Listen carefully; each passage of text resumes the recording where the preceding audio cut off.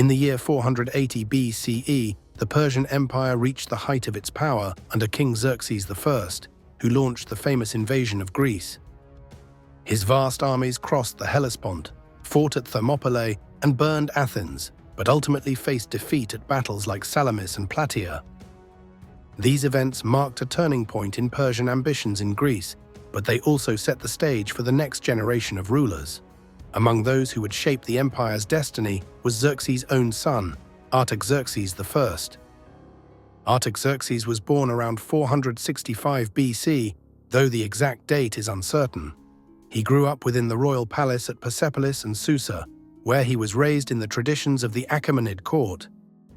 His childhood was influenced by the wealth and power of the empire, but also by the turbulence that surrounded his father's reign. Persian kingship was never entirely secure, and the royal court was filled with rivalries, conspiracies, and ambitious nobles. As the son of Xerxes and Queen Amestris, Artaxerxes was positioned to inherit the throne, but the path to kingship was neither smooth nor peaceful. When Xerxes I was assassinated in 465 BC, the empire was thrown into confusion. The assassination was carried out by Artabanus, a high-ranking court official who also attempted to seize power. In some accounts, Artabanus accused Artaxerxes' older brother, Crown Prince Darius, of plotting against the king, leading to Darius's execution. Soon after, Artaxerxes exposed Artabanus's plot and had him killed. With both his father and brother gone, Artaxerxes ascended the Achaemenid throne. The early years of Artaxerxes' reign were marked by challenges. In Egypt, a major revolt broke out led by Inaros, who sought independence from Persian rule with the support of Athens. This uprising lasted several years and proved to be one of the most serious threats to Persian authority in the West. Artaxerxes eventually suppressed the rebellion, restoring Persian control over Egypt, though the war drained resources and weakened Persia's influence in the Mediterranean. Artaxerxes also had to navigate the ongoing conflict with Greece.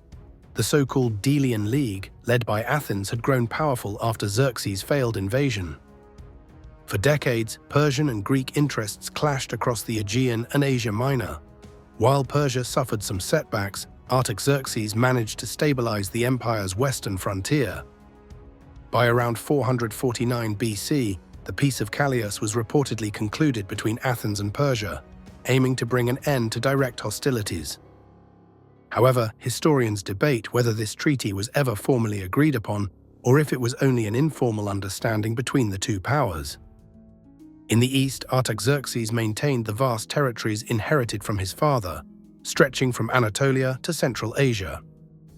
Unlike some of his predecessors, he did not launch massive new conquests, but instead focused on preserving stability within the empire's borders. He reinforced the traditional systems of administration, relying on satraps or provincial governors to manage the far reaches of the empire. His reign was characterized more by consolidation than expansion, a sign of the difficulties the empire faced after decades of war. Artaxerxes is also remembered in Greek sources, particularly in the writings of historians such as Thucydides and Plutarch.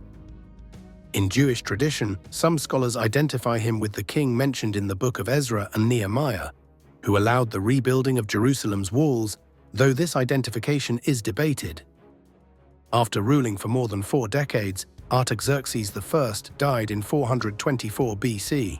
His long reign provided a measure of stability after the turmoil of his father's assassination and the revolts that followed.